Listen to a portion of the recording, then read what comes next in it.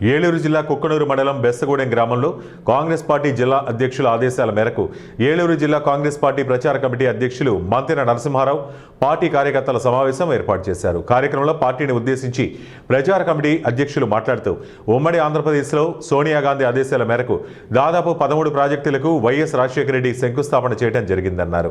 అటు ప్రాజెక్టులకు ఆనాటి కాంగ్రెస్ ప్రభుత్వం సోనియా గాంధీ, మన్మోహన్ సింగ్ నాయకత్వంలో 80% బడ్జెట్ని కూడా రిలీజ్ చేయడం జరిగిందని తెలిపారు.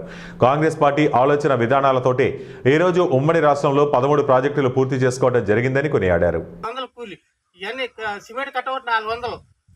ఇటుగా ఎంత పెరిగిపోయింది, అన్నిటి పెరిగిపోయింది. ఆస్మిస్ వేసుకోకుండా అదే 6,36,000 ఇచ్చారు. కానీ 6,36,000 ఎంతవరకు వాడికి ఇల్లు కట్టుకోగలడు, ఎంతవరకు వాడు సంపాదించుకోవాలి, ఎంతవరకు బతకగలడు, అక్కడికి వెళ్ళి జీవనోపాధి చేయగలడు అనేది మాత్రం ఆ గవర్నమెంట్ ఆలోచించాల.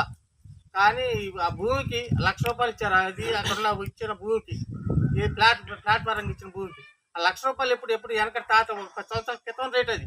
ఇప్పుడంతా 5 లక్షలు. అక్కడ ఆ రేట్ ఎందుకు కట్టట్లా? ఆ జీవో ఎందుకు తీయట్లా మీరు బయట? అంటే జీవోలు తీయకుండా మీ ప్రభుత్వం మీద ఉందని చెప్పి, మీ అధికారం మీద ఉందని చెప్పేసి ఇలా చేయడం బాగోలేదు. ప్రభుత్వం అధికారులు తప్పు. అధికారులు ప్రభుత్వాన్ని మభ్యపరిచే విధంగా చేసేది అధికారులే చేస్తున్నారు. ప్రభుత్వం చేయట్లా, పై అధికారులు కింద ఉన్న అధికారులు ఆఫీసర్లే చేస్తున్నారు. IASలు IPS వీళ్ళే చేస్తున్నారు. ఎవరి మాట? అధికారి మాట వింటారు తప్ప అధికారంలో ఉన్నోళ్ళ మాట వింటారు తప్ప మా మాట వింటారు కదా. ఎంత బొత్తుకున్నా సరే వాళ్ళు వింటలేదు. కనీసం ఇప్పుడు విత్తనం లేని పార్టీ కాబట్టి, విత్తనం లేకుండా పుట్టి ప్రపంచాన్ని సృష్టించిన పార్టీ కాంగ్రెస్ పార్టీ. ఇది నేషనల్ పార్టీ.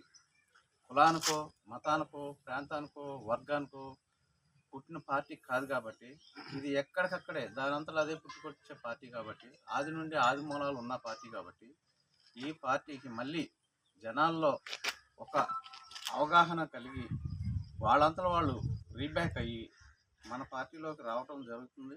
ఇప్పుడు కొత్తగా వచ్చిన మన మేడం పేరు